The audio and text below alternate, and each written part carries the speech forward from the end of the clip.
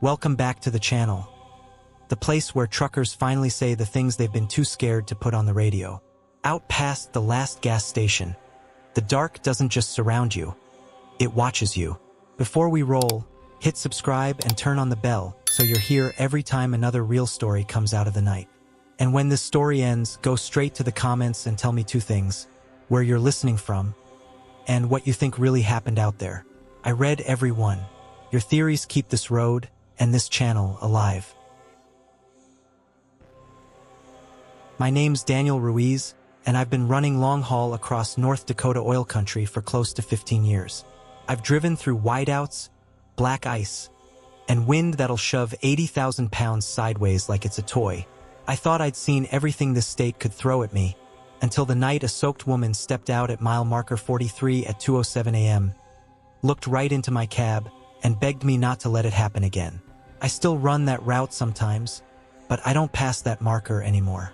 I add an extra 40 miles just to swing around it. Dispatch thinks I'm being picky about roads. I let them think that. That night, I was hauling refrigerated meat out of Minot, headed east toward Fargo. Late February, temperature somewhere around 10 degrees, the kind of cold that makes the windshield feel like a sheet of glass between you and outer space. It was the back half of a 14-hour day, and the world outside my headlights was just darkness, snowbanks, and the occasional reflector post flashing by. North Dakota truckers talk about mile marker 43 the way old sailors talk about bad water. You hear stories at diners and in smoking shacks behind truck stops. Weird fog there. Phones die. State cops avoid it after midnight. I always chalked it up to guys scaring rookies. I'd passed that marker 100 times and never seen anything but empty road. I remember glancing at the dash as I rolled through another patch of dead air. No music, no CB chatter, just the gentle hum of the engine and the faint rattle from the trailer. Time was 1:56 a.m. according to the clock. I had a thermos of cheap coffee wedged in the cup holder, GPS glowing on the dash, route nice and straight. The night felt wrong, though. It's hard to explain. The sky was clear, stars bright, but the dark on the sides of the highway felt thick, like you could lean on it. The road was bone dry, but my hands kept tightening on the wheel for no reason. Every time I checked my mirrors, I felt like I was just barely missing something. Like there was a vehicle riding my blind spot that vanished at the last second. Around mile 38, a low fog started creeping over the road. Not the usual ground haze you see near rivers. This stuff lay in strips across the asphalt, long flat rugs of white that the headlights couldn't punch through. I turned the defrost up and leaned forward, staring into that pale smear ahead. By the time I hit mile 41, visibility had dropped to maybe a couple hundred feet. My world shrank to the edge of my low beams and the dull glow of the speedo needle. I eased down from 65 to 50, then to 45, hazard lights pulsing red behind me in case some idiot tried to tailgate in this mess. I remember checking my mirrors again. Left, right, empty blackness. Then I looked back at the road, and she was just there. A woman stood on the shoulder at the upcoming marker, right at the edge of the fog line, lit up stark and pale in the wash of my headlights. She wasn't waving wildly or stumbling like someone drunk or injured. She stood very still, one arm raised, palm open, as if she'd been standing there for a while and knew exactly when I'd appear. Her clothes were wrong for the weather. She wore a light blouse and a long skirt, both clinging to her like she'd stepped out of a lake. Her hair, dark and stringy, hung in wet ropes around her face and shoulders. Water dripped from her sleeves, drops flashing like little sparks in the beams before hitting the asphalt. I did what any driver with a conscience would do. I eased off the throttle and slid my foot toward the brake. Up close, the details hit me in pieces. No coat, no gloves, bare feet, white and pruned, standing in slush that shouldn't have been there on a dry road. And her eyes, that's what froze my hands on the wheel. They were open, but they didn't track the truck. They stared slightly past me, like she was focused on something far behind my cab. I was down to 25 miles an hour now. Air brake side, engine brake chattering softly. My hazard lights clicked loudly in the cab. Suddenly the only sound I could really hear. She stepped closer as I rolled past. Not hurried, calm. I could see her face clearly then. Mid-30s, maybe. No obvious injuries. Lips slightly blue. Her soaked hair clung to her cheeks. She stopped at the edge of the lane, turned her head slowly, and looked up into my window. For a heartbeat, it felt like someone pushed cold hands through my chest and gripped my spine. Her mouth moved just once. Not again. The words weren't loud, but they cut through the insulated glass like she was sitting in the passenger seat. I heard them in my ears and in the bones of my jaw at the same time. Something in me snapped. I stomped the brake. The trailer surged forward. The whole rig shuddered as the ABS kicked in. Coffee sloshed out of the thermos and onto my jeans. The seat belt dug into my shoulder as 80,000 pounds fought momentum and lost a few precious yards of road.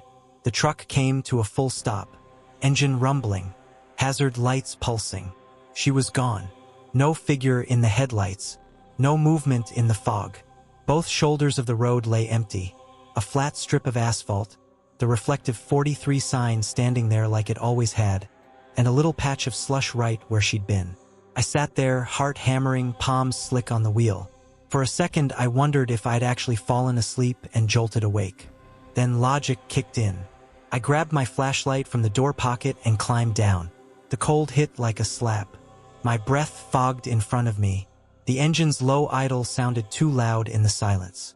I walked around the front of the truck, boots crunching on road salt, and shined the torch along the shoulder. No woman, but there were footprints. Bare, small, damp. Like someone had just stepped out of a bathtub and walked across a dusty floor. They led from the slushy patch at the mile marker toward my truck, then veered off toward the ditch. The prints faded after a few steps, swallowed by frozen gravel and scrub. I called out, feeling stupid. "Ma'am? You okay? You need help." My voice died in the fog. Nothing answered. No wind. No distant highway noise.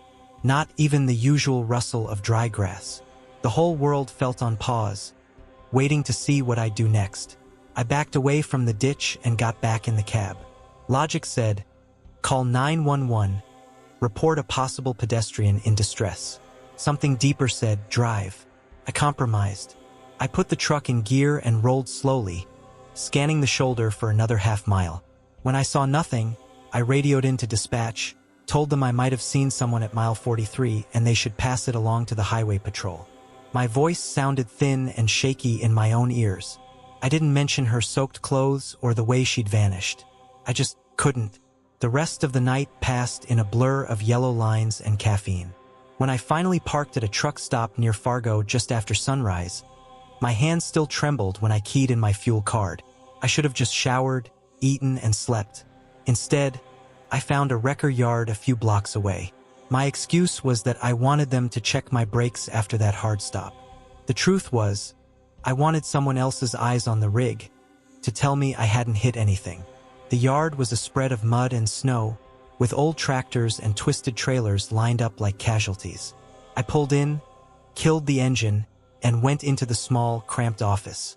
Oil-stained calendar on the wall, coffee pot that smelled like burnt rubber, counter cluttered with invoices. A state trooper stood there talking to the guy behind the desk. He was older, built like someone who'd spent his life in a vest and duty belt, hat tucked under his arm. His uniform said North Dakota Highway Patrol. His eyes went straight to my company logo, then to the road grime on my truck visible through the office window. "You just come off 94? He asked. "Yeah," I said, throat dry. "From Minot. You pass 43 around 2? He asked, too casual. I felt my stomach drop. "Maybe," I said. "Why?" He studied me for a long second, like he was deciding how much to say. Then he nodded, half to himself. "Come on," he said. "You ever hear the stories?" We ended up standing in the corner of the office where a dusty old radio sat on a shelf. The trooper dug around in a cardboard box beside it and pulled out a small plastic bag holding a USB stick. 17 years ago, he said, a minivan went off the road at 43. Flash flood in the ditch. Driver was a woman heading east with her 2 kids.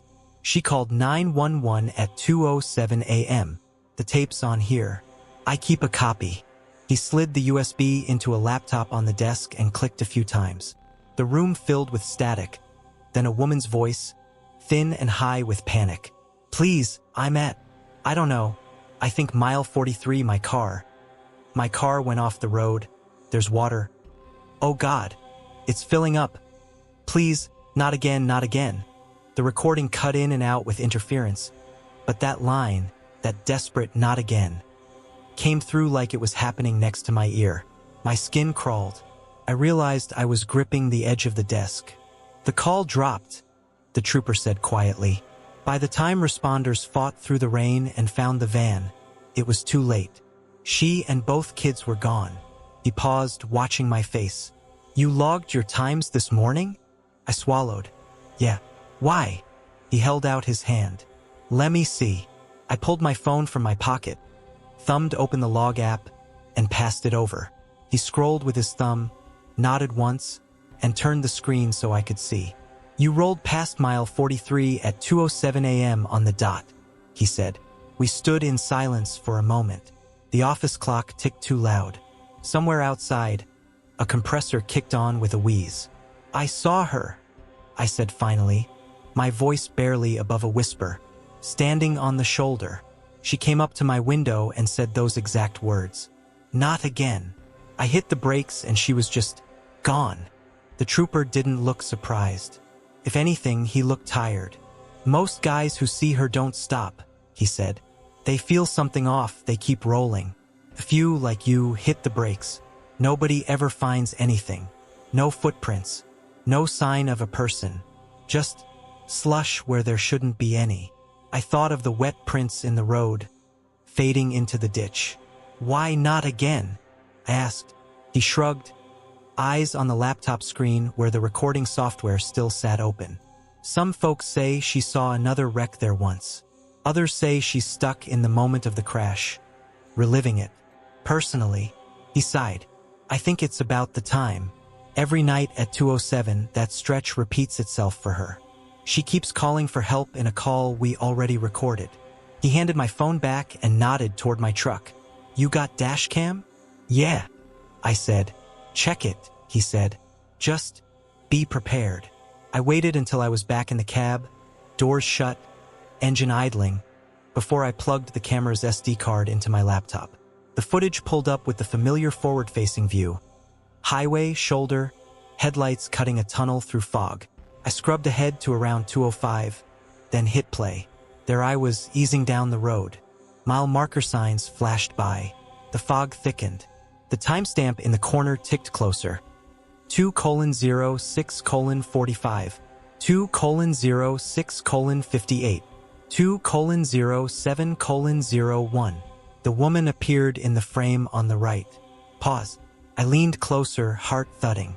She stood just like I remembered, arm raised, clothes dripping.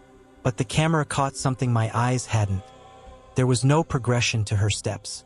One frame, she was at the shoulder. The next, she was almost at the lane line. The next, she was right at my window. I advanced frame by frame until she filled the side of the screen, face turned up toward the cab. The dashcam didn't focus right. Her features were blurred, smeared by motion or something else. But even through the distortion, one thing came through sharp. She was smiling. Not a grateful smile. Not relieved. It was wide and wrong, teeth too bright, corners stretched just a little too far. The kind of smile you see on someone who knows something you don't, and knows you're not going to like it. I hit pause and just stared at that warped, smiling face. I still have that frame saved on a separate file. I don't show it around. I don't post it online. It's just there, buried in a folder on an old hard drive. Every once in a while, when I'm cleaning up my laptop, my cursor hovers over it. I never delete it. I never open it either. Now, when I run that part of the state, I route myself around mile 43. Costs me time, burns more diesel. Dispatch grumbles. Keep my mouth shut. The last time I accidentally left the GPS on fastest route. It tried to drag me back through there. Little digital voice calmly announcing, recalculating. Turn left in 2 miles. I glanced at the clock. 2:05 a.m. I killed the GPS, took the long way, and didn't look at the mile markers. But I still felt it when we passed that stretch anyway. The air going colder inside the cab, the sense that someone just outside my window was watching, waiting, and smiling. My name's Luis Ortega. I pull drive-in coast to coast, but this happened out in the middle of nowhere, on a stretch of highway in Utah that I still can't find on a map the same way twice. People think truckers are full of crap when we talk about phantom stations, but I know what I saw. I fueled up at a truck stop that hadn't been open in 12 years, and at midnight, everyone in there froze, except me and something else that moved like a shadow. It was late July, the kind of heat that makes the air shimmer even after dark. I was westbound, hauling processed lumber, trying to make time after losing an hour to a wreck near Green River. My gauge had dipped lower than I liked. I'd planned to fuel at a pilot off the interstate, but I'd blown past the exit while dealing with a call from dispatch. By the time I noticed, the GPS showed nothing but a long, empty run to the next big town. "Great," I muttered, tapping the screen. "You gonna give me anything smaller?" The device recalculated, then popped up a little icon, fuel, about 20 miles ahead on a state route parallel to the interstate. No chain name, just service station. It was either that or gamble on making the next city. The needle was kissing the quarter tank mark. With the weight I was pulling and the hills ahead, I didn't like those odds. I took the exit the GPS suggested, rolling onto a narrower two-lane that cut through scrub and low hills. No other headlights, just my own beams and the occasional reflection off a road sign. 10 miles in, I saw the glow on the horizon. Not the harsh white of LED floods. This was a warm, yellowish halo, like older sodium lights. As I crested a small rise, the station came into view. It looked normal. Big rectangular canopy with 4 diesel pumps, a smaller set for regular gas cars. The building itself was a squat cinder block box with a glass front, neon open sign glowing red in the window. A handful of cars were parked crookedly out front. A long-nosed Peterbilt sat at the far end of the lot, hooked to a reefer trailer, parking lights on. I eased in, tires crunching on tired asphalt. The overhead lights buzzed faintly. Moths swarmed around them in tight, frantic circles. The air smelled like hot rubber, spilled fuel, and fryer grease. "Where the hell did you come from?" I murmured, putting it in neutral and setting the brake. I topped off the tanks first. The pump was old, with analog rollers instead of a digital screen, but it took my card without complaint. Diesel flowed, the handle vibrating faintly in my hand.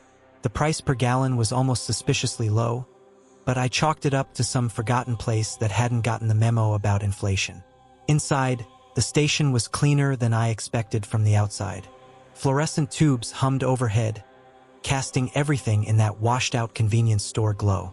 Racks of chips and candy, coolers full of soda and energy drinks, a small corner with stale coffee and a hot case of dubious fried food. A man in his 50s stood behind the counter, wearing a faded polo shirt with the station's logo stitched over his chest. He had the casual, bored posture of someone who'd been standing in that same spot for decades. "Evenin'," he said as I walked in. "Evening," I replied, grabbing a bottled water and a microwavable burrito. "Didn't think I'd find anything open out here." "We stay open late," he said. His voice had that soft, middle-of-nowhere drawl that makes every sentence sound like it's in no hurry. "Truckers get caught out on this stretch more than you'd think." Another driver sat at a table near the window, hunched over a styrofoam cup of coffee. He gave me a nod. I nodded back. The TV in the corner played some old sitcom on low volume, laugh track tinny and distant. I checked the clock on the wall behind the counter. The big round thing had a cigarette brand logo in the middle and thick, black hands. 11:52 p.m. "Microwave still working?" I asked, holding up the burrito. "Sure is," the cashier said. "Just hit the start and let it sing." I nuked the burrito, bought a coffee that tasted like it had been sitting since noon, and sat at a table by the window where I could see my truck under the canopy. The lot looked calm. Moths around the lights, the occasional car rolling by on the highway in the distance. The other driver finished his coffee and stood, stretching. "Safe travels," he said as he passed my table. "You too," I replied. He pushed the glass door open. The little bell hanging above it chimed a cheerful, off-key ring. I glanced at the clock again. 11:58 p.m. I don't know why that stuck in my head, but it did. Maybe because everything else in that station felt just a hair off, and the clock was an easy anchor. 2 minutes to midnight. 2 minutes until the date flipped over. 2 minutes until the second hand ticked to the 12. The minute hand snapped to straight up. Midnight. The fluorescent lights buzzed. Once, sharply, like someone had cracked a whip in the ceiling. Then everything stopped. I don't mean people paused to think. I don't mean the mood changed. I mean the world inside those walls froze. The cashier's blink stayed half-closed, eyelashes casting a thin shadow on his cheeks. The steaming pot of coffee behind him became a still photograph, the little trails of vapor frozen in looping curls. The tiny swinging motion of the bell above the door froze mid-arc, halfway down its lazy swing. The sitcom on the TV locked on a frame of some actor's laughing face. Mouth open, teeth showing. The sound cut off mid-chuckle. Even the hum of the coolers died. I sat there with a lukewarm burrito halfway to my mouth, hand trembling, and listened to the sudden absence of noise pressing on my ears. "Hello," I said. My voice sounded too loud, too alone. The cashier didn't move. His half-blink stayed where it was. The clock hand stayed pinned at 12 and 12, second hand fixed in place. Slowly, I stood up. "Hey!" I tried again, louder. "You all right?" I walked up to the counter. Up close, the man's skin looked wrong. Not fake exactly, just too smooth. No little twitches, no shifting of weight. A bead of sweat hung on his temple, perfectly round, not moving. I reached out, hesitated, then waved my hand in front of his face. Nothing. The air around him felt heavy, like the pressure before a storm. I turned in a slow circle, heart pounding so hard it hurt. Outside the window, the scene had frozen too. My truck sat under the canopy, lights on, exhaust plume caught in place like pale smoke in a photograph. The moths around the lights were locked mid-flight, wings extended. Out on the highway, 2 sets of headlights were frozen, coming toward each other in the distance, never closing the gap. "Okay," I whispered. "Okay, Luis, this is a dream. You fell asleep in the truck. You're gonna wake up any second." Glass cracked softly under my boot as I stepped back. I realized I'd dropped the burrito somewhere behind me. Nothing there. Just rows of snacks and a faded poster for some energy drink. Then, down near the cooler doors, another flicker. A black shape sliding from one aisle to the next, the way a shadow moves when a car passes behind you. Except there were no moving cars. No moving anything. I backed toward the door. The shadow slid again, this time closer. It didn't have a shape I could name. Not a person, not an animal.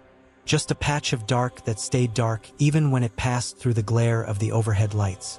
It didn't cast reflections on the cooler glass. It didn't distort anything it moved over. It was like a hole someone had cut out of reality and pasted over the scene. It glided, not quite touching the floor.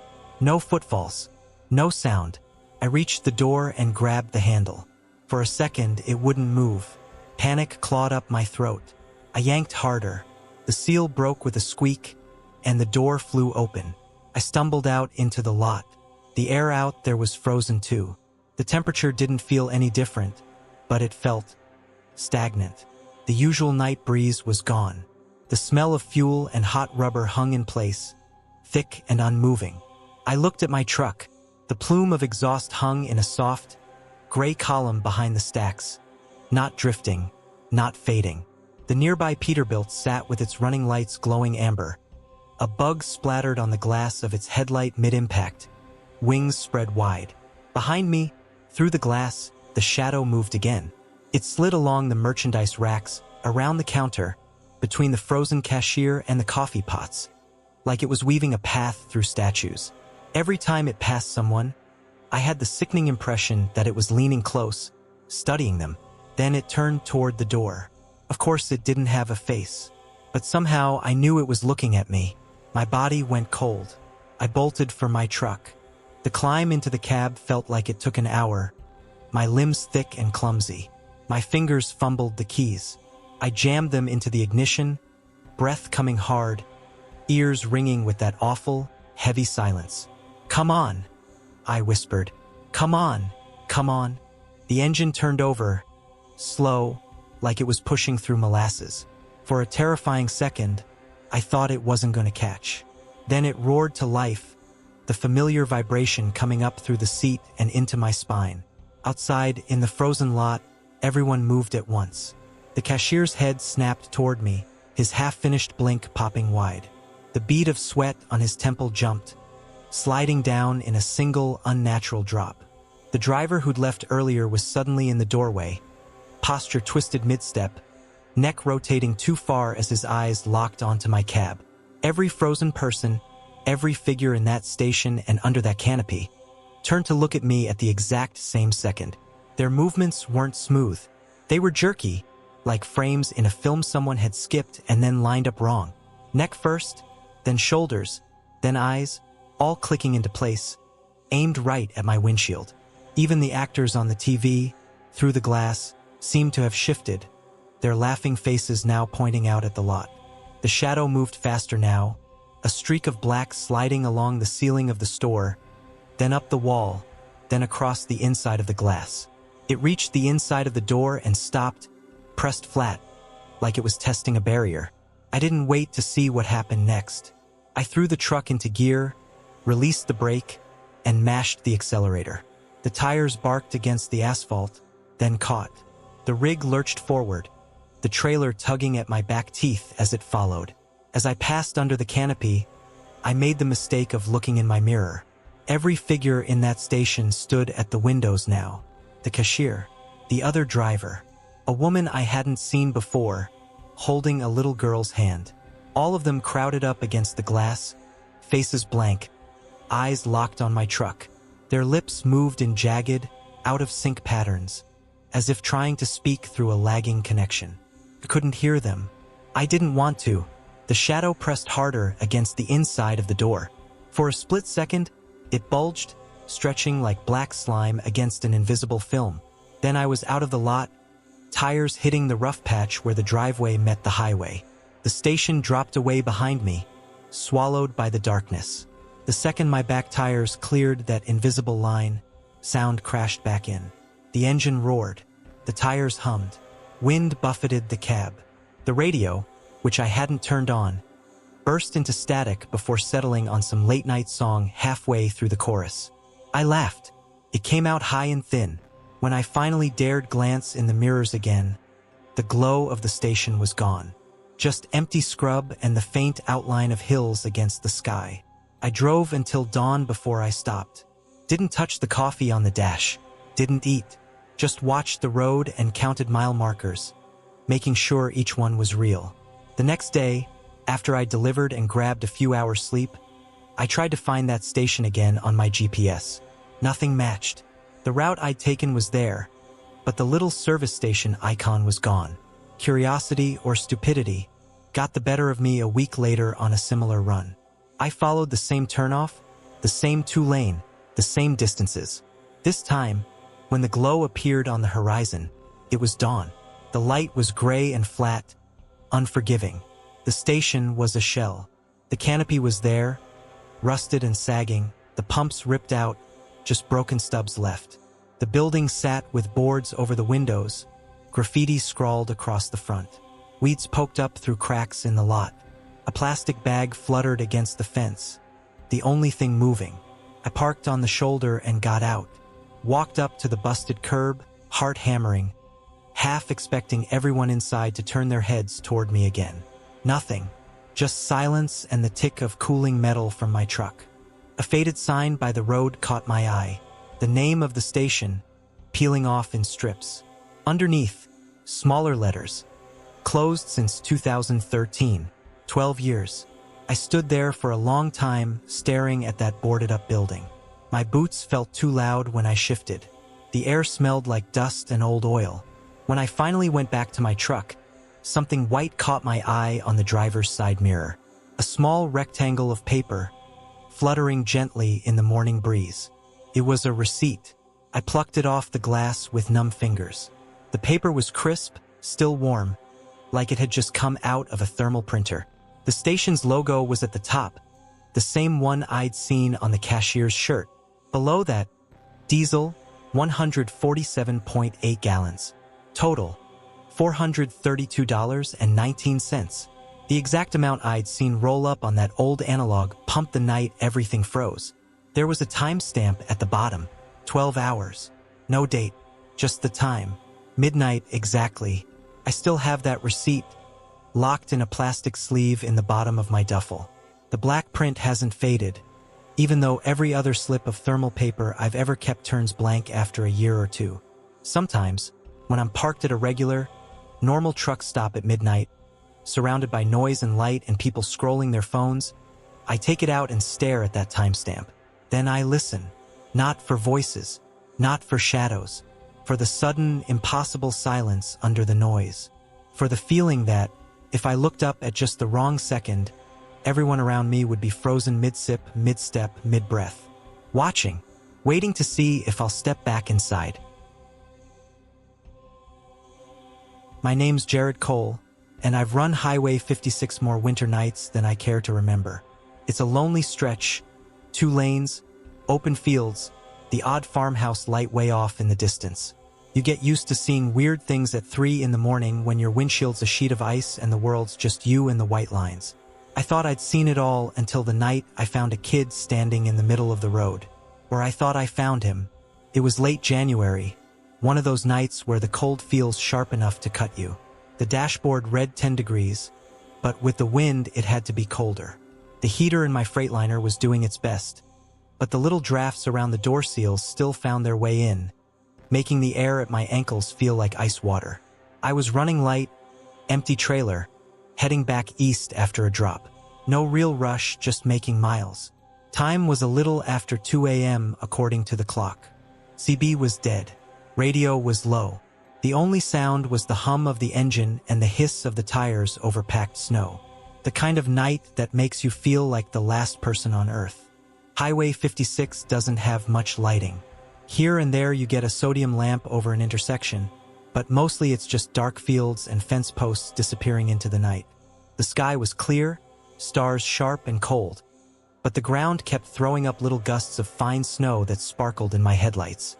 I'd been staring straight ahead for too long, letting the rhythm of the road lull me, when something bright and wrong cut into the beam. A small figure stood dead center in my lane about a quarter-mile ahead. Just there in the wash of the lights. I came up out of my seat like I'd been shocked. My foot moved to the brake before my brain caught up. Shit! I eased down hard enough that the trailer started to feel light, ABS chattering under my feet. The kid didn't move. He just stood there, facing me, as my rig thundered toward him. He looked about 8 or 9, too small to be out there alone. He had dark hair, plastered flat to his head like it was soaked. His clothes didn't make sense for the weather, thin hoodie, jeans, no hat, no gloves. The fabric clung to him like he'd just climbed out of a bathtub. The closer I got, the stranger it looked. His eyes were wide, but not in a panicked way. Just open, staring straight at my cab. His arms hung at his sides. No waving for help, no flinching, nothing. I dropped another gear, gritting my teeth as the engine brake growled. The truck slowed, but momentum's a beast. I laid on the air horn, the blast ripping across the empty fields. Still, the kid didn't move. The last 50 yards stretched out forever. Every instinct screamed at me to swerve, but the road was narrow, and black ice was waiting. One bad move and I'd be on my side in a ditch. Move, kid, I whispered through my teeth. Come on. As the bumper closed in, the headlights washed full over him. That's when my brain finally processed what my eyes had been trying to tell it since I first saw him. His feet weren't touching the ground. He was standing or hanging about an inch above the ice-slicked asphalt. Not jumping, not running, just hovering, like an invisible platform held him up. No footprints in the thin dusting of snow, just bare, untouched road under him. I slammed the brakes harder than I should have. The truck shuddered, ABS hammering, trailer wanting to come around. For a second, I thought I was going to lose it. The kid grew huge in the windshield, impossibly bright in the beams. Then he wasn't there. One heartbeat, I was sure I was about to hit him. The next, the road ahead was empty. Just white lines and snow and the faint reflective glint of fence posts. I fought the rig back under control, heart hammering, and brought it to a stop straddling both lanes. Hazard lights clicked on automatically, amber pulses flickering across the empty fields. For a few seconds, I just sat there, breathing hard, hands welded to the wheel. Then I grabbed my flashlight. Stepping out of a warm cab into that kind of cold hits you like a slap. My breath plumed in front of me, headlights cutting twin tunnels through the dark. The engine idled behind me, a low rumble in the stillness. I walked around the front of the truck, boots crunching on the thin crust of snow. The spot where the kid had been was clear in my mind, right in front of the hood, dead center of the lane. I swept the beam of the flashlight across the pavement. Nothing. No body. No backpack. No dropped toy. No footprints. The snow on the road was undisturbed, except for the twin scuffed patches where my front tires had locked up for a moment. "Hello," I called out, feeling stupid. My voice carried out into the darkness and vanished. No answer. No movement. Just as I was about to chalk it up to fatigue and get back in the cab, a faint sound reached me. Not from the fields. From behind. From inside my truck. A soft, wet sound, like someone shifting around in clothes that hadn't finished dripping yet. Every hair on my arms stood up under my jacket. I turned, flashlight swinging toward the cab. The passenger door was still shut. The curtains to the sleeper were half drawn, just like I'd left them. No silhouettes moved behind the glass. But I knew, the way you sometimes just know something without being able to explain it, that I wasn't alone anymore. I forced my legs to move, climbed back up, and opened the driver's door. Warm air spilled out, carrying my own smell, coffee, sweat, old fast food. Underneath that, something else. A faint, sharp hint of pond water. Rotting leaves, standing water, metal that's been under too long. I slid into the seat and shut the door a little too fast, fingers fumbling on the latch. My eyes went straight to the passenger seat. It was empty, seatbelt hanging like usual. A couple of my receipts crumpled on the floor. No kid, no wet clothes, no puddles. My heart started to slow. Not much, but enough that I could breathe without feeling like I was choking. Then, out of habit more than anything, I reached up to adjust the passenger side mirror. The angle had shifted a little when I'd braked. I grabbed the little tab, nudged it, and looked into the glass. The passenger seat, in the reflection, wasn't empty. A small shape sat there, turned slightly toward me. The kid. Same soaked hair, same blank, wide eyes. Water dripped from his sleeves onto the upholstery, dark spots spreading.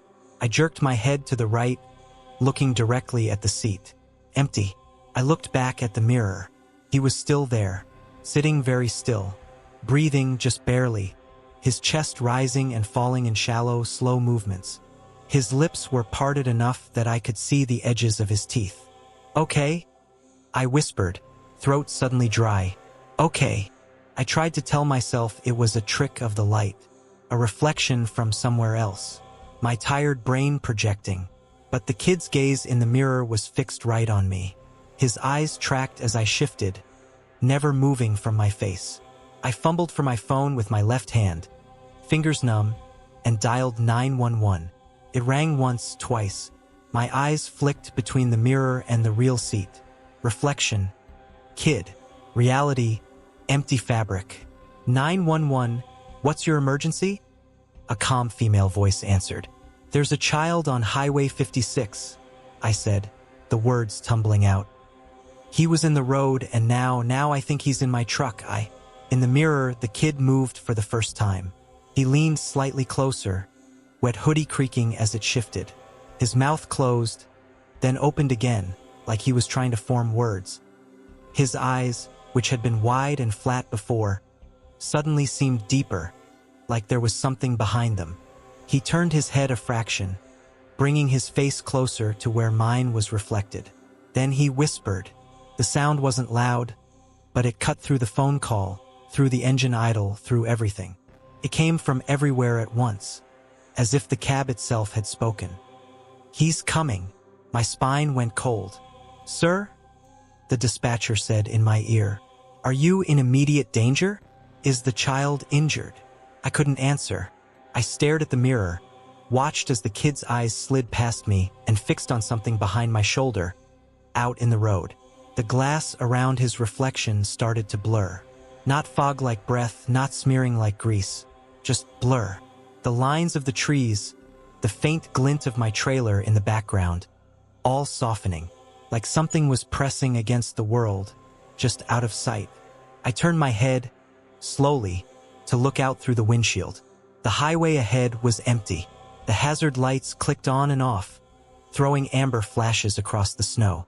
The sky above was starry and clear. Then, at the edge of the headlight beams, a shape appeared. At first, it looked like a trick of the light. A tall, narrow smear of darkness standing in the middle of the road where the kid had been. Taller than a man, maybe 8 or 9 feet, long and thin, without clear edges. Like a shadow cut loose from a body that was no longer there. It didn't walk. It didn't sway. It just stood, as though it had always been part of the night and the headlights had only now found it. The blur in the mirrors spread. My driver's side view went hazy around the edges, then cleared, then hazy again. The passenger mirror did the same, like someone was breathing on both at once. "Sir?" the dispatcher said again, voice tighter now. "Are you on Highway 56? Can you tell me your mile marker?" I swallowed. "Yeah, somewhere between 89 and 90. There was a kid in the road. I don't see him now." "Is your vehicle drivable?" she asked. I tore my eyes away from the thing in the road and forced myself to check the gauges. All normal. No alarms. Engine purring like usual. "Yes," I said. "Yeah." "Then I want you to start moving," she said. "If there's a child, we'll get units on the way, but you need to get yourself to a safer location. Can you do that?" In the mirror, the kid's reflection was still fixed on the tall shadow outside. His lips parted again, but this time no sound came out. A thin line of water traced down from his chin and dripped onto the dash in the reflection. On the actual dash, there was nothing. I took a deep breath. My hand found the shifter, fingers trembling. "Yeah," I said. "Yeah, I can move." The shadow in the headlights seemed to twitch as my foot pressed the clutch. It didn't step forward or back. It just refocused, like its attention snapped from the place where the kid had been to the truck itself. For a heartbeat, the world felt thinner. The cab felt smaller. The air felt heavier. I eased off the brake. The rig rolled forward, slowly at first. As the truck started to move, the kid in the mirror turned his head back toward me. His expression didn't change. Still that strange, open calm, but something behind his eyes relaxed, like tension leaving a wire. Then he came apart, not like smoke blown by a fan, not like a film cut off. One moment he was there, the next he wasn't. No fade, no dissolve. The space where he'd been sitting in the reflection was suddenly just empty seat, like he'd never been there, but he had left something behind. On my actual dashboard, right above the glove compartment, a series of small wet footprints appeared, one after another in a crooked line, each about the size of a child's bare foot. The water beaded and ran just like it would if someone had walked across it dripping. They led from the edge of the passenger seat toward the windshield and stopped. I stared at them until the dispatcher had to say my name 3 times to get my attention back. "Mr. Cole," she said. "Sir, are you driving?" I blinked, tore my eyes away from the prints, and focused on the road. The tall shadow in the headlights seemed farther away now, less distinct. As the truck picked up speed, it stretched, thinned, and finally slid off into the darkness at the edge of the beam, disappearing between the fence posts like mist. "Yeah," I said quietly. "I'm driving." I kept her on the line until I reached a gas station 20 miles up. A patrol car met me there, lights off, the officer cautious but professional. We walked around the truck together, his flashlight beam cutting through the quiet. No kid, no footprints in the snow, no sign anyone had been in the road. Inside the cab, the small wet prints on the dash were gone. The plastic was dry, dust sitting in the corners like it always did. I know what I saw. I didn't take Highway 56 alone at night again. If a run absolutely forces me onto it, I schedule it so I'm going through in daylight, preferably with other vehicles around. And sometimes on long, cold nights, when the heater can't quite keep up with the drafts and my eyes are starting to blur, I'll glance at the passenger seat in the mirror. Most of the time, it's blessedly empty. But every now and then, when the road outside is just a tunnel of white and black and the clock creeps past 2 a.m., I'll see a faint suggestion of something small sitting there. Not solid, not clear. Just a hint of wet hair and eyes that aren't quite focused on me. When that happens, I don't stop. I don't look too long. I just keep the truck moving and try not to think about who or what the kid was warning me about when he said, "He's coming." Because if that tall shadow on Highway 56 was just the first glimpse, I don't want to know what the rest of it looks like. My name's Ryan Blake. I haul drive and up through the Midwest and over into the Plains. Straightforward stuff, auto parts, box goods, nothing fancy. I like predictable. I like being able to look in my mirrors and know exactly what's behind me. The night I stopped trusting my mirrors, a truck followed me for 6 hours without headlights, engine noise, or a driver. It started on a Sunday night in Nebraska. I'd loaded late at a distribution center outside Omaha and was heading west, aiming to make it as far into Wyoming as my clock would allow. The sky was clear, stars sharp, the kind of night where the darkness feels big but not threatening. I was somewhere past North Platte on I-80, traffic thinning out. The occasional car passed, a few other trucks here and there, but long stretches where it was just me and the white lines. I remember glancing at the mirror and seeing nothing unusual. Just my trailer, the orange glow of my marker lights, and darkness beyond. A few miles later, I checked again. There was a truck behind me. It was just outside the bright cone of my taillights, a darker rectangle against the dark. No headlights, no running lights, no reflections of chrome. Just a shape, big enough, high enough off the ground, that my brain filed it under one category, semi. I frowned and tapped the brakes lightly to flash my brake lights. If some idiot was running dark that close behind me, I wanted them to back off. The shape held the same distance, not gaining, not dropping back. I turned my head, checking the right mirror. The dark silhouette was there too, dead center in the lane, boxy and tall. "Turn your damn lights on," I muttered. I flipped on my four-ways for a few seconds, hoping the extra flash would wake him up. Nothing changed. The road ahead dipped and rose. I eased up to 70 for a stretch where the grade was kind. The dark truck stayed right where it was, maybe 10-15 truck lengths back. Sometimes, when another rig straps its headlights wrong or runs older bulbs, the beams can look dim until they get close. But this was different. There was no glow bouncing off the pavement, no gleam off my doors, just a patch of black that swallowed the faint ambient light from the stars. I told myself it was just night playing tricks and focused on the road. 20 minutes later, it was still there. Every time I checked my mirrors, the black truck was in the exact same place. Not drifting between lanes, not sliding closer on the upgrades or dropping on the downgrades, just fixed. The more I tried not to stare, the more I noticed it. No logo, no color I could make out, just a deeper shade of dark. I couldn't see any gap between the tractor and trailer. No glint of tanks, no flash-off rims. It was like someone had cut the silhouette of a semi out of black paper and pasted it onto the world. I cracked my window an inch. The night air rushed in, carrying the usual scents. Diesel, distant fields, the faint tang of rubber. What I didn't hear was another engine. At that speed, another truck following that close should have had its own distinct note. A deeper rumble, a turbo whine, something. All I heard was my own motor turning over, my own tires on the asphalt. The longer it went on, the more wrong it felt. I got on the CB even though it's mostly dead on that stretch now. Westbound, "You got a copy?" I asked. "Any of you running dark behind a white van near mile marker 230? Silence. Then, after a long pause, an older voice crackled through. "Negative, driver," he said. Ain't nobody that close to you. You're the only westbound I can see for a ways. You sure you ain't dragging your own shadow? His chuckle faded out with static. I looked in the mirror again. The shape was still there. I drove another 40 miles like that, checking the mirrors too often, hands starting to cramp on the wheel. My brain tried to find rational explanations. Maybe a truck running with lights off in some weird reflection shadow. Maybe taillights from a car lining up just right. Maybe the road curved slightly to the left around a low hill. As my trailer straightened out of the curve, I watched the dark truck in my mirror. It didn't follow the curve.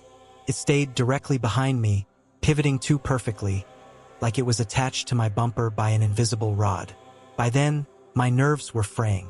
I decided to see what it would do if I changed things up. There was an exit coming up, a small one, leading to a county road and a gas station I'd never used. I flicked on my right blinker and eased into the exit lane at the last second. In the mirror, the black truck's outline shifted, following me off the interstate without a signal. The ramp curved down and around. I slowed more than needed, letting my hazards blink. At the bottom of the ramp, the stop sign loomed. I came to a full stop, more out of stubbornness than law. Empty road ahead, dark in both directions. I looked in the mirror. The black truck had stopped too. Same distance as always. No headlights, no marker lights, just a darker patch of night on the ramp. I pulled forward into the intersection, then made a slow, deliberate right turn onto the county road. An idea had taken hold in my brain. Stupid, dangerous, but suddenly the only thing I wanted.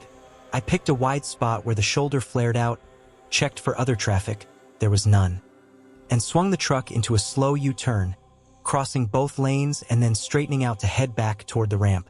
As my cab swung around, there was a moment when I was side by side with the shape behind me. For the first time, I got a look at its front. It was a conventional tractor, long nose, tall grille. Black on black, every line swallowed by darkness. No headlights, no fog lights.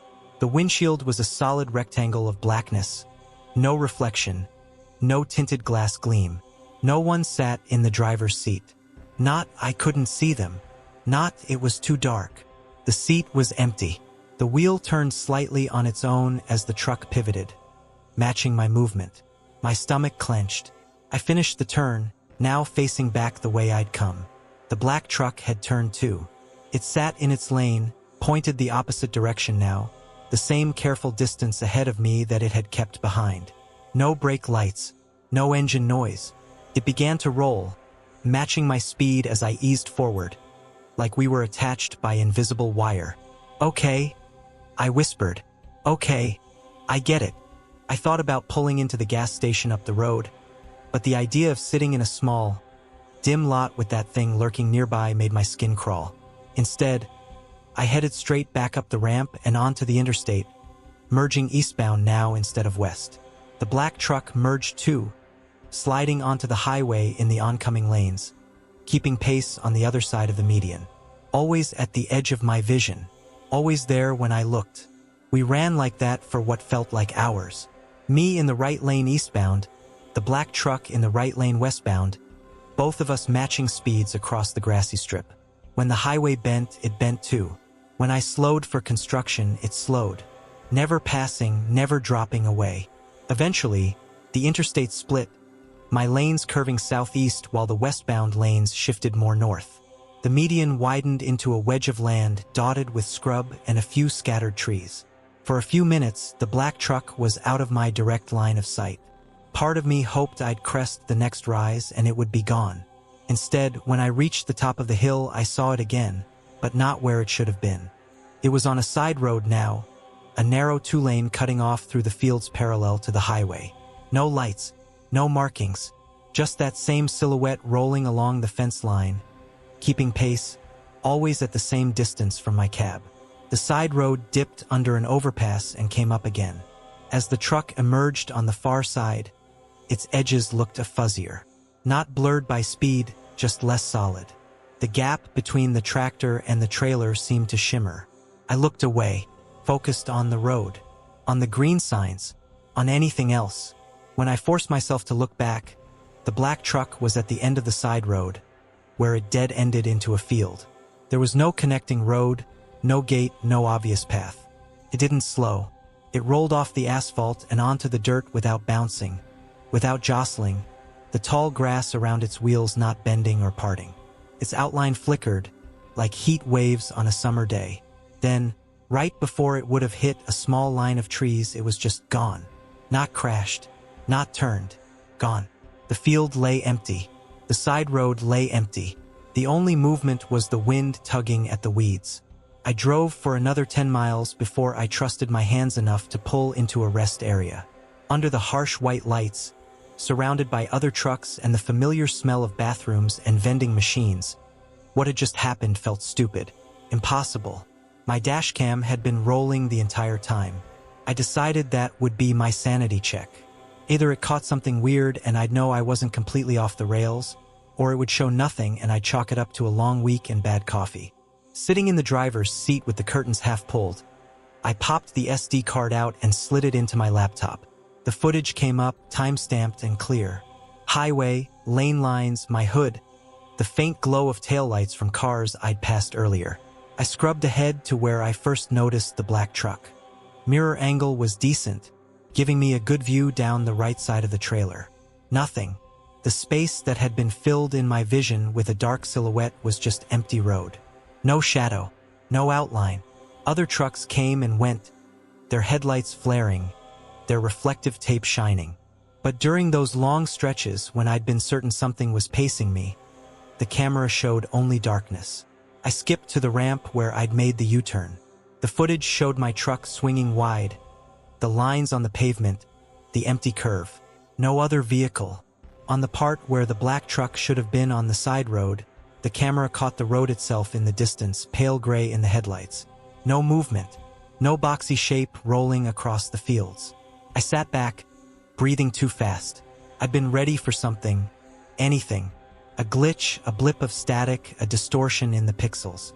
Something I could point to and say, there, that's where it was. Instead, it was like I'd spent 6 hours arguing with a nightmare that hadn't left a trace. I was about to pull the card and write the whole thing off when something in the lower edge of the frame snagged my eye. The road shoulder, where the gravel met the asphalt, had two distinct sets of tracks in one short stretch. One was mine, tire marks from when I'd pulled onto the shoulder before the U-turn. The other set was slightly wider, slightly offset, running parallel for a few yards and then cutting back. 18-wheeler tracks. I paused the frame and leaned in. The marks were clear. Two pairs of twin grooves, the kind heavy tires leave when they compress wet grit. They overlapped mine in places like another rig had pulled in behind me, sat for a moment, then pulled out. On the ramp shot, the same thing. Two sets of tracks in the gravel at the edge mine, and another set just behind, angling in the same way, covering and uncovering parts of my path. No truck, just the scars of one. That was enough. I closed the laptop, pulled the SD card, and slipped it back into the dashcam. Some part of me didn't want that empty footage lying around for anyone else to see. These days, I still run nights. Habits hard to break.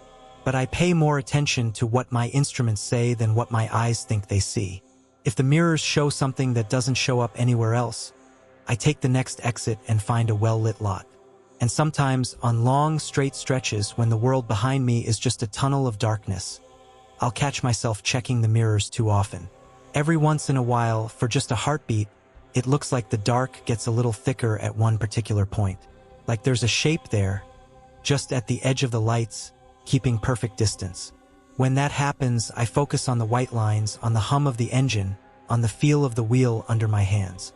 And I remind myself that some things on the road don't want to be caught on camera. They just want you to know they're there. My name's Tom Ritchie. I used to run team loads with a guy named Mark Evans. We hauled long distance, coast to coast, swapping shifts, living out of the same cramped cab for weeks at a time. If you've ever run team, you know you end up closer than family and more distant than strangers at the same time. Mark's been dead for 3 years. So when I saw him sitting in the passenger seat of my truck one morning, I knew something was wrong with more than just my sleep schedule. It was just before dawn at a rest area in eastern Colorado. I'd driven through the night on a rush load, medical supplies of all things, and grabbed a couple hours of sleep with the truck idling, curtains drawn. When the sky started to lighten, that gray-blue smear on the horizon, I decided to push on another few hundred miles before stopping proper. The lot was quiet when I slid out from the sleeper. A couple other rigs lined up along the far side, drivers still down. The sodium lamps buzzed overhead. The coffee in my thermos had gone lukewarm. My eyes felt sandy. My brain had that cotton-stuffed feeling you get when sleep was short and hard. I fired up the defroster, wiped a patch of condensation off the windshield with the back of my hand, and checked my mirrors out of habit. Left mirror. Empty spaces, my trailer, the curve of the parking lot. Right mirror, same. Then my gaze flicked up to the little rearview mirror mounted at the top of the windshield. Most guys don't bother with one in a rig. All you really need are the side mirrors. But when you've run team for years, you get used to glancing up to see if the other guy is climbing into the sleeper or digging for something in the fridge. I never took mine down even after I switched back to solo. That morning, I moved it a bit, adjusting for the angle of the sun, and my stomach dropped. In the reflection, the passenger seat wasn't empty. The figure sat there, turned slightly toward me. Not fully solid, more like a shape made of cigarette smoke that hadn't decided which way to drift yet. The outline was human, shoulders, arms, the curve of a head.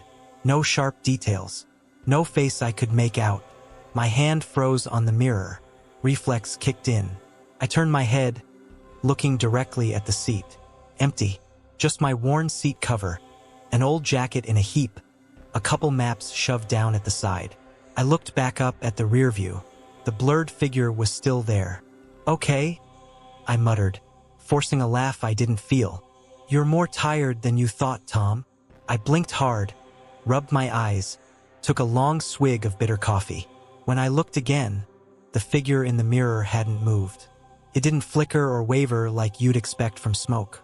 It just sat solid in its own way, like it belonged in that spot. I told myself it was a trick of the light. Something reflected weird from the back of the cab. Shadows from the bunk. The pile of junk behind the seats forming a humanoid shape in the mirror. I leaned to the side, craning my neck to see the reflection of the sleeper area directly. In the mirror, the figure stayed in the passenger seat, clearly separate from the jumbled shapes behind it. "That's enough of that," I said under my breath. I started the truck rolling, more to have something to do than because I was ready. The engine's rumble felt grounding. I eased out of the rest area, merged back onto the interstate, and pointed the nose west. The sky slowly brightened ahead, the horizon bleeding from indigo to pale pink. The figure in the mirror rode with me. For the first hour, it stayed vague. Presence more than a person. Just a slightly darker patch sitting in the outline of the seat. Every time I glanced up, my chest tightened, but I kept telling myself, "You're tired. Your brain is filling in blanks." As the miles rolled under me and the light grew stronger, the edges sharpened. I started to notice details. The slope of the shoulders, the shape of the jawline, the way the head tilted slightly to the right, like the person was listening. I knew that posture.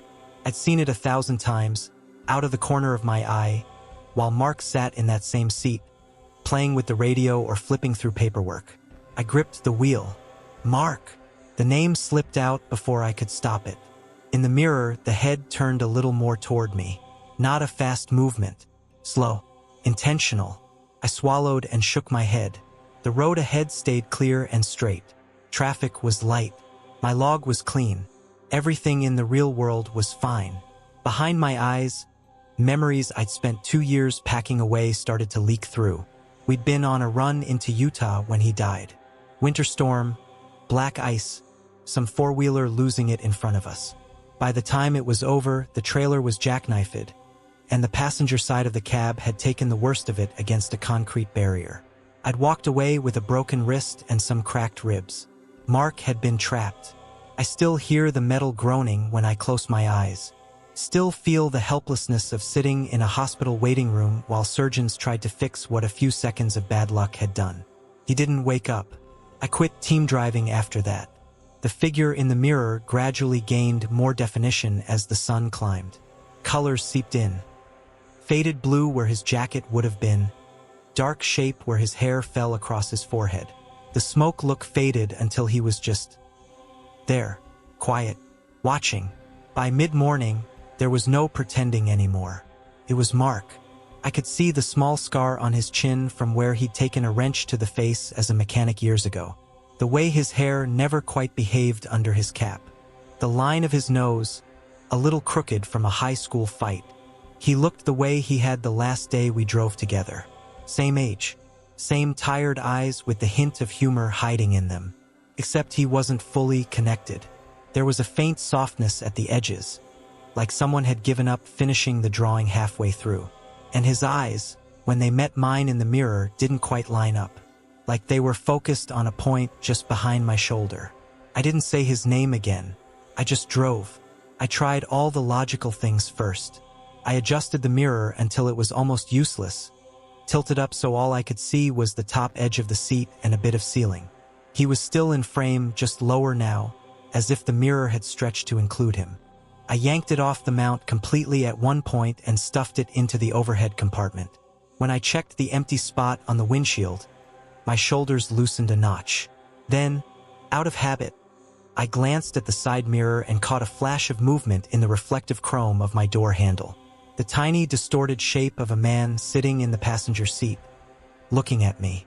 I pulled the truck onto the shoulder, heart racing, and sat there with the flashers on, breathing hard.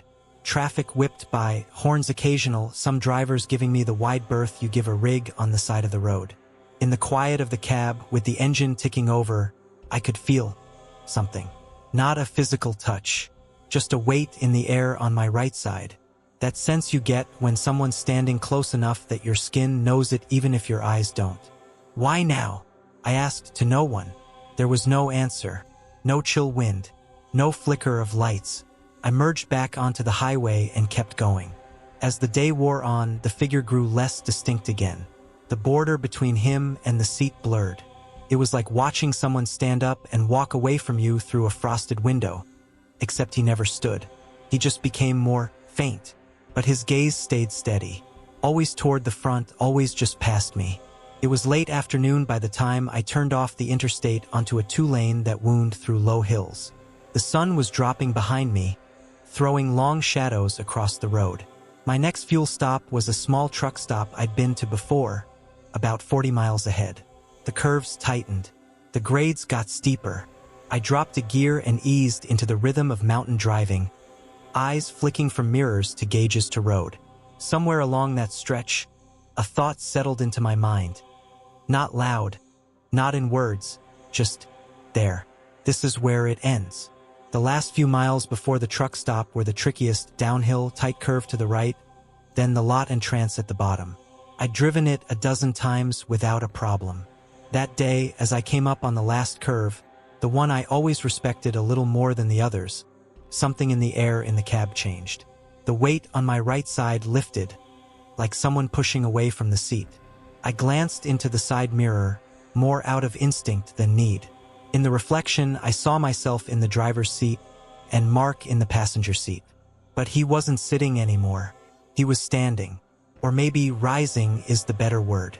His body was lifting up out of the seat, moving toward the ceiling of the cab. His head passed through where the roof should have been without resistance. The rest of him followed, like smoke drawn upward. As he went, his hand brushed the top of the dashboard in the reflection, fingers trailing over the worn plastic. There was a look on his face I couldn't quite name, part relief, part something softer. Then he was above the truck, a faint outline against the sky in the mirror, as if he were finally climbing down after a long shift and stepping out. My foot moved to the brake for the curve. I downshifted, engine brake humming. As I eased into the turn, the rig held steady. No slide, no drama. Just rubber gripping asphalt like it was supposed to. For the first time all day, I realized I couldn't feel that presence on my right anymore. I checked the mirror. The passenger seat was empty. No blurred shape, no outline. Just my old jacket, the fabric creased where it had been earlier. I made it down to the truck stop without incident, fueled up, parked, and shut down for the night. The lot was busy. drivers moving between their trucks and the building, the comfort of other people's noise filling the space. In the quiet that settled after I drew the curtains, I lay on my bunk and stared at the ceiling. I expected to feel afraid. Instead, I felt a weird, tired sort of sadness, like the end of a long haul when you're glad it's over but not quite ready to climb out of the cab. The next few weeks, I drove like normal. The rearview mirror went back up. I still glanced at it out of habit. There was nothing there but the reflection of the empty seat. Then, one rainy afternoon at a way station in Utah, I bumped into an old DOT officer I recognized. He'd been there the night of the accident years back, helped pull me out of the cab. We made small talk. He asked how I'd been. I asked about the usual weather, wrecks, the state of the roads. "You still running team?" he asked at one point. "Nah," I said. "Been solo since Mark. Couldn't bring myself to share the cab again." He nodded slowly. "Funny thing," he said. "Couple months after that crash, I was sitting in that same station. Saw your truck roll through on the monitor with 2 figures in the cab. Thought maybe you'd gone back to team. When I asked the guys at the window about it later, they said you'd come through alone. I felt my skin prickle." "You sure it was my truck?" I asked. He shrugged. "Same number plate, same company logo. We ran it twice to make sure. First time, there was someone in the passenger seat. Second time, just you. Same timestamp, though. Glitch in the system, maybe." He laughed, but it died quickly. "You looked different in the second one," he added quietly. "Hard to explain. Like your face wasn't right. Like it was borrowed." We let it drop after that. I don't know what happened that dawn in Colorado. I don't know if it was a tired brain conjuring ghosts out of guilt, or if Mark really took one last ride with me to that curve where things could have gone bad again. All I know is that I haven't seen anyone in my mirrors since. But I still catch myself, near the end of a long night, reaching over to drop my hand onto the passenger seat. Just a quick pat, like I used to when Mark climbed back in after fueling.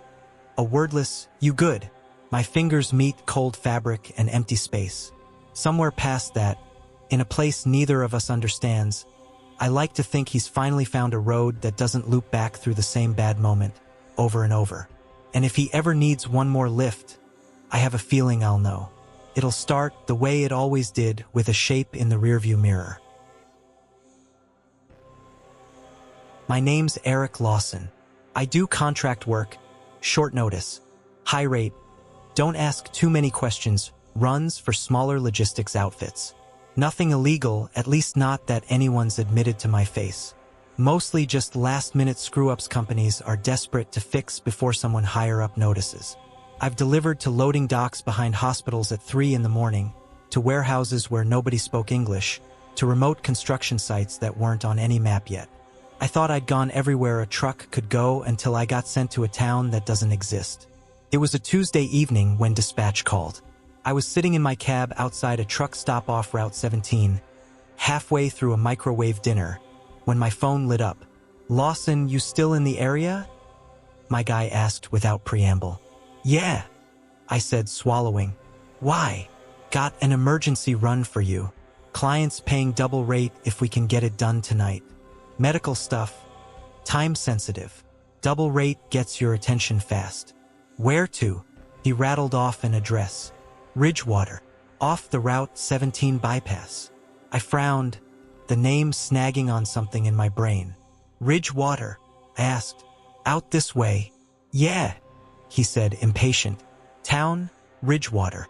You gonna take it or not? I've got your ELD showing you with time on your clock." I almost said yes right away, but something made me pull my phone down and open the map app. I zoomed out, scanned along Route 17, looked for the name. Nothing. "Hang on," I said. "I'm not seeing Ridgewater on the map." "It's there," he said. "Client sent over the address, cross streets and everything. Route 17 bypass, then turn off. Just punch it into your GPS." "Who's the client?" I asked. He sighed. "Some hospital group. Look man, they're panicked. Orders marked, emergency medical supplies. Must arrive tonight. They paid up front. You want the load or not?" I should have asked more questions. Should have insisted on a point of contact, a real town, something.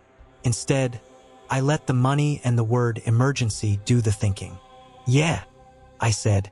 "Send it over." I hooked the trailer at a small depot not far from the truck stop. Single pallet, wrapped tight, labeled with a hospital logo and a big red rush sticker. The paperwork was clean enough. Item codes, weight, address.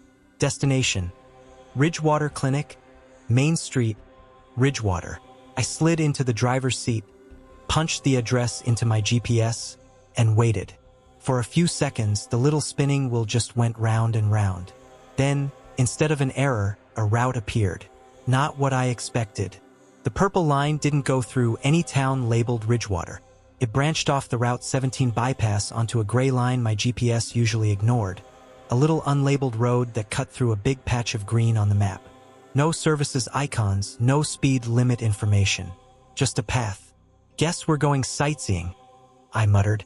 I hit the bypass just after 9. Traffic thinned fast once I got clear of the bigger towns. The sky clouded over, smothering the stars. My headlights carved a tunnel through the dark, picking out the reflective panels on the guardrails. The GPS voice chimed after about 30 miles. "In 2 miles, take exit on right," it said. "Then turn left onto unnamed road." The exit wasn't marked with a town name, just a sign that said local traffic, no services. The ramp dropped me onto a 2-lane frontage road paralleling the bypass. A few hundred yards ahead, a narrow gravel road turned off, disappearing into a stand of dense trees. The GPS arrow pointed straight at it. "Turn left," the device said. I slowed, flipped on my turn signal more for my own nerves than anything, and eased the rig onto the gravel. The pavement ended abruptly. The crunch of my tires on loose stone sounded too loud. The trees closed in on both sides, branches overhanging, turning the road into a kind of tunnel. Fog clung low to the ground, thicker the farther I went. Within a minute, I couldn't see the bypass anymore. No glow of distant headlights, no sound of other vehicles, just the rumble of my engine and the hiss of gravel. "Recalculating," the GPS said briefly, then fell silent. The map view shifted, zooming into the little gray line. Ahead, where there had been blank space before, a faint dot appeared. Ridgewater, it read. I didn't remember it being there earlier. The air felt heavier the deeper I drove into that stretch. The fog rose from the ground in soft sheets, hugging the road, hiding the ditches. Trees leaned in, trunks dark and close. My high beams did more harm than good, catching every droplet and bouncing the light back. Kept it slow. 25, maybe 30, hands firm on the wheel. The feeling in my gut wasn't quite fear yet, but it was heading that way. After what felt like an hour but was probably 15 minutes, the trees thinned. The fog broke in patches. Ahead, the road widened. Streetlights appeared, older ones with that yellow glow you don't see much anymore. Beyond them, shapes materialized. Buildings, houses, small storefronts, a gas station on the corner with pumps under a dark canopy, a row of angled parking spots in front of what looked like a diner, a church with a simple white steeple, and lights. Every building had lights on. Windows glowed warm. The diner's neon sign buzzed faintly. The gas station's office was lit, a poster in the window flapping slightly. But there were no people, no cars moving, no silhouettes crossing windows, no kids' bikes in yards, no stray dogs, nothing. I rolled into what had to be the main street, my rig sounding huge and out of place. The town sign flashed by on the right, battered but legible. "Welcome to Ridgewater. Population 2,348. The number meant nothing without faces. "Turn right in 50 feet, the GPS said calmly. "Destination will be on your left." I did as it said, following the main street past darkened. No lit but empty storefronts. A hardware store, pharmacy, an old movie theater with letters missing from the marquee. The clinic was 3 blocks in. A 1-story brick building with glass doors and a lit lobby. The parking lot was half full, cars of various ages parked neatly in painted spots. I slowed, scanning for movement, for someone stepping out. For a security guard. Anything. Nothing moved. Not the trees. Not the cars. Not the faint papers tacked to a bulletin board near the entrance. I pulled around to the back, where a small loading dock jutted out. The overhead light was on. The dock door was closed. A sign next to it read deliveries. Ring bell. There was a bell button in a metal box on the wall. A small red light glowed above it. I set the brake, killed the engine, and the silence crashed over me like a wave. I climbed down, my boots sounding too loud on the concrete. The air smelled faintly of damp earth and something chemical, disinfectant, maybe, the kind you get in hospitals. I approached the bell, hesitated, then pressed it. No sound rang out. The red light above the button blinked once, slowly, then stayed solid. Nothing else happened. I waited. 5 seconds. 10. 30. Hello, I called. My voice bounced off the brick. Delivery for Ridgewater Clinic. Emergency supplies. No answer. The loading dock door stayed shut. The light above it hummed. Somewhere inside, I thought I heard a distant echo, like footsteps in a hallway, but it could have been my imagination. I checked the paperwork again. The address matched. Order number, client name, everything in its place. On the last page, in bold letters, signature required on delivery. There was a line beneath blank. I looked around for a clipboard, a drop box, anything. Nothing. Okay, I muttered. You want a signature, someone's got to sign. I climbed back into the trailer, popped the lock, broke the seal. The pallet was right where it was supposed to be. I wrestled it onto my manual jack, rolled it down the ramp with a grunt, and parked it by the dock door. The bell's red light flickered again as the pallet bumped up against the bumpers, then steadied. I pulled the delivery slip from my back pocket and clipped it to a piece of cardboard on top of the shrink wrap. The pen I kept behind my ear found its way into my hand. You need to sign, I muttered to whoever was on the other side of that door. I don't leave this without a name. I set the pen on the signature line and stepped back, half joking, half annoyed. For a second, nothing happened.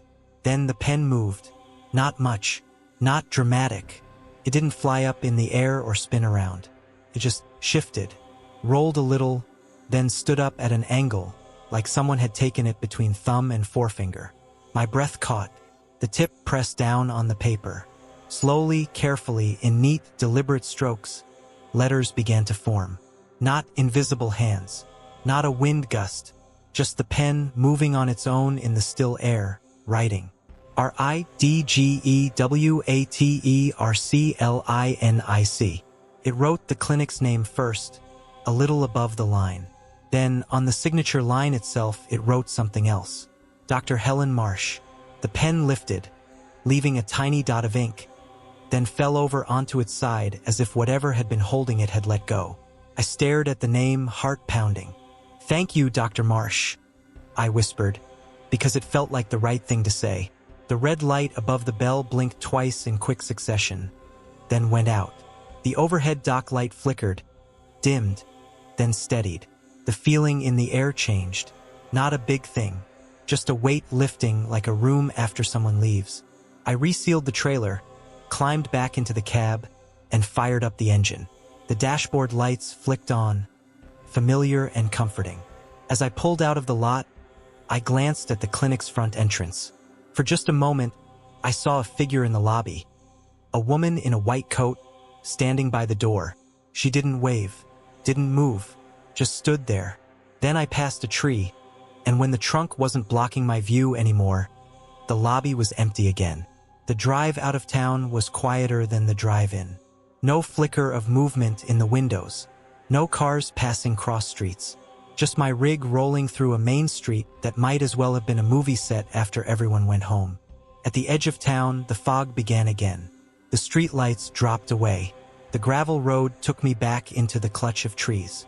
Eventually, the gray line met pavement. I merged back onto the frontage road, then the Route 17 bypass. The GPS recalculated, the route line shifting back to a normal path. I glanced at the map. The little dot that had said Ridgewater was gone.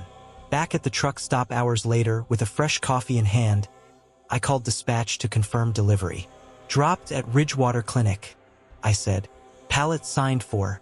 Name on the receipt is Dr. Helen Marsh. There was a pause on the other end. Say that again? He asked. Ridgewater Clinic, I repeated. Route 17 bypass. Town Ridgewater. Lawson, we didn't send you to Ridgewater, he said slowly. Your last ticket was the depot run. We've got you marked off duty since 8 p.m. yesterday. You sure you're not mixing up paperwork from another day? I pulled the delivery slip from the folder by my seat, unfolded it, stared at it. Company logo at the top. My truck number. Tonight's date. Destination. Ridgewater Clinic. Main Street. Ridgewater. Order number. Item list. Signature line. Except the line that had read emergency medical supplies earlier was now blank. No item codes. No description. The signature was still there. Dr. Helen Marsh. Check your system, I said, throat tight. Order number. I read it off. He tapped at keys. I heard the muffled clack through the phone. No such order, he said finally. Not from us, anyway. You sure you're okay? Man, you've been running hard this week. I hung up not long after. In the days that followed, I tried to find Ridgewater again. Not physically, I wasn't eager to go back down that gravel road, but on paper, online maps, state databases, hospital listings, plenty of Ridge somethings. No Ridgewater in that county. No Ridgewater Clinic on any list.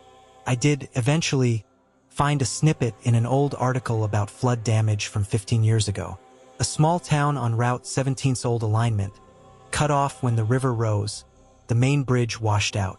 Population relocated. Town deincorporated. Name, Ridgewater. Pictures showed houses half submerged. Closed storefronts. A brick building with a shattered sign that might once have read clinic. I stopped digging after that. Now, when dispatch calls with an emergency run, I ask more questions. I check the address twice. If the town doesn't show up on at least 2 maps, I pass. I keep the Ridgewater delivery slip in my glove box, folded where the signature shows. Sometimes, when I'm stuck at a dock waiting for someone to get their act together, I take it out and stare at the ink. The lines are crisp. No smearing. No fading. I've thought about calling every marsh in the state, just to see if anyone answers to Helen. I never do, because some nights, when the roads are empty and the GPS glitches for a second, showing a little gray line branching off toward a patch of green, I get the feeling that if I followed it, I'd find Ridgewater again. And maybe this time, the lights wouldn't be on. My name's Blake Sanders. I pull a lot of mountain routes, Oregon into Idaho, Colorado passes, the kind of roads that make some drivers nervous and make others feel alive. I fall somewhere in the middle. Respect the grades, respect the weather, you're fine. What I don't respect anymore are shortcuts through tight canyons on foggy nights. Not since I passed myself coming the other way. It was late fall in Idaho, on a stretch of state highway that threads through the mountains before dropping into a wide valley. I'd loaded up with palletized feed in Boise and was headed east, chasing a delivery window that didn't leave much room for weather delays. The forecast had called for patchy fog. They weren't kidding. By the time I hit the canyon section, the stuff was sitting low and thick in the bends, hugging the river that ran alongside the road.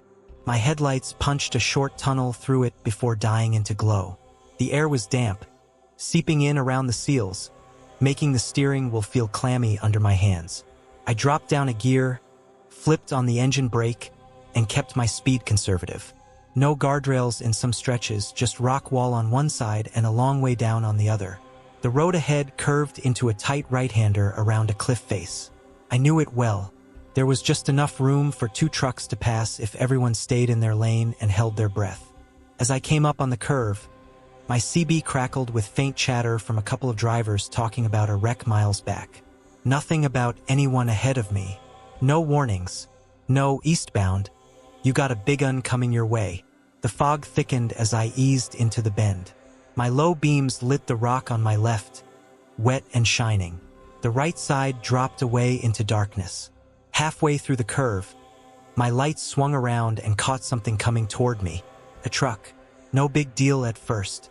Trucks pass each other in tight spots every day. I hugged the rock side as much as I safely could, eyes flicking to the oncoming silhouette. Then my stomach clenched. The truck rounding the curve toward me looked exactly like mine.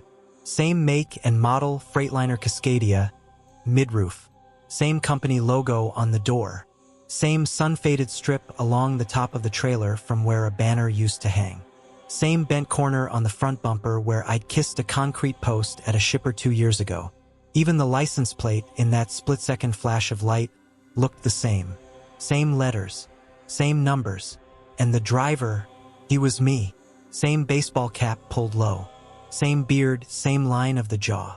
Same worn hoodie I was wearing, with the company name stamped across the chest. His hands sat on the wheel in the same 10 and 2 my trainer had drilled into me years back. He looked at me as we closed the gap.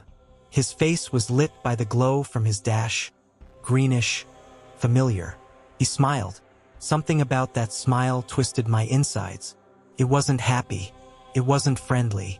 It was slow, stretched, like someone trying on an expression they'd seen in a mirror but never quite got right. His hand lifted from the wheel.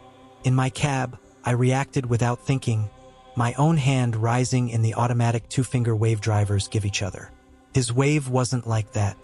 He raised his whole hand, palm out, fingers spread, and moved it in slow motion, as if the air around it was thick. His eyes never left mine. The smile stayed in place a fraction too wide. For one instant, our headlights crossed fully. Both trucks were nose to nose, close enough that I could see the scuff on the other driver's door where I'd parked too close to a concrete barrier back in July. Then we passed each other. The fog swallowed his taillights, except there hadn't been any taillights. The realization hit me a beat late. My heart kicked hard. The road straightened out beneath me, but my focus wasn't on the pavement anymore. It was on the mirror.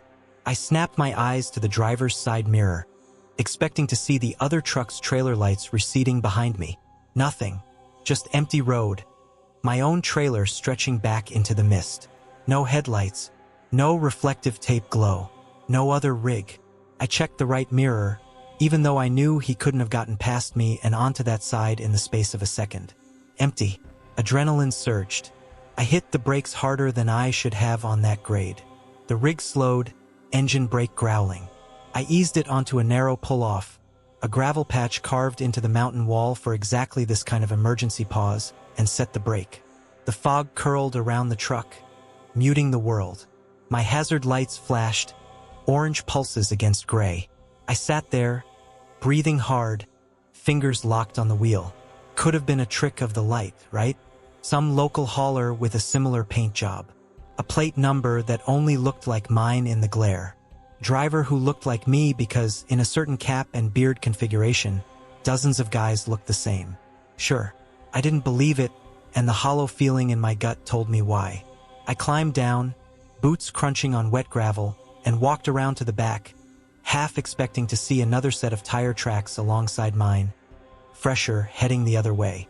There were tracks, recent ones, but the rain and fog had softened everything, turned the dirt into vague impressions. I stood at the edge of the pull-off, peering into the thick air. The road vanished in both directions after a couple hundred yards. No glow of taillights, no sound of another engine climbing or descending, just silence, broken only by the distant rush of the river below. I climbed back into the cab and sat for a minute, hands shaking a little now that I wasn't moving. My dashcam had been recording. That thought came to me like a lifeline. Proof. Either what I saw was real, captured in pixels, or it wasn't, and I'd know I just had a very vivid, very stupid moment. I pulled the SD card and plugged it into the small screen mounted near my radio. Scrubbed back a few minutes. Hit play. The footage showed the curve approaching, fog swirling in the beams. My hands on the wheel, the rock wall, the river beyond. As my truck entered the bend, the oncoming shape emerged from the fog on the little screen. It was a truck, all right, Cascadia like mine, same general outline, but the details were wrong. There was no logo on the door, no bend in the bumper, no sun-faded strip on the trailer. The whole thing looked smooth, featureless. like a default model in some video game that hadn't been textured yet. The driver's window showed a dark shape, but no face, no hat brim, just a black oval where a head should have been. The trucks passed each other in the recording, close but clean. No slow wave, no eerie smile. Then it was gone, swallowed by fog. I paused the footage, backed it up, played it again and again, searching for any hint of what I'd seen. Nothing. Just a generic truck moving through a curve. No matching plate, no mirror image damage. My heart started to slow. Maybe it really had been my brain misfiring in the fog, filling in blanks with familiar details. Before that thought could settle, something at the bottom edge of the frame caught my eye. In the tiny strip of video showing the gravel on the pull-off as my truck passed, there were two sets of tire tracks forming. One was mine, deep and clear. The other appeared alongside it, in parallel, as if another set of wheels was rolling through the same patch of dirt at the same time. But there was only one truck in the picture. I shut the playback off. I didn't want to study it anymore in the middle of that canyon. I eased back onto the road, rode the brakes carefully, and took my time getting down to the valley floor. When I finally hit a wider, straighter stretch, I called my dispatcher on the hands-free. "Hey," I said, keeping my voice as casual as I could. "You got access to our GPS logs for tonight?" "Sure," he said. "Why?" "Just curious," I said. "You see anything weird? Any anomalies? Any duplicates?" He snorted. "You been listening to those ghost podcasts again?" "Just humor me," I heard typing, the faint clack of keys. "Well, that's odd," he said after a minute. My stomach tightened. "What?" "It's probably a glitch," he said. "System shows your truck pinged in two places at once back there. Same timestamp. One on the canyon road where you should have been. One at a way station 20 miles ahead. Couple of minutes apart, but the timestamps overlap. We figured the station scanner hiccuped." "You got camera feeds from that way station?" I asked. "Why?" he said again, wary now. "I think the station saw me twice," I said, "and I want to know which time it was really me." He didn't love the idea, but a buddy of his at DOT owed him a favor. A few hours later, parked at my receiver's lot, I got a call back. "You're not gonna like this," he said. "Try me." "They pulled the footage," he said. "Two different clips, same timestamp, like the log showed. First one, you roll through, wave at the guy in the booth. Everything looks normal. And the second?" I asked. "Second one, same truck, same plate," he said slowly. "But there's something off about the driver. Guy at the booth said it freaked him out enough he made a note. His exact words were, 'I saw you twice, but second time, your face wasn't right.' My mouth went dry. 'What does that mean?' I asked. He said," the dispatcher hesitated. "He said it looked like your face was there, but not connected, like it had been put on." We let that hang in the air a moment. "It's probably just a camera glitch," he added quickly. "Bad frame rate, motion blur, whatever. Don't let it get in your head." Too late. I finished the run, dropped the trailer, and sat in my bobtail in the truck stop lot that night, staring at my reflection in the dark windshield. It looked like me. Same old tired eyes. Same lines. I reached up, pressed my fingertips to my cheek, half expecting my skin to feel loose, like a mask. Didn't.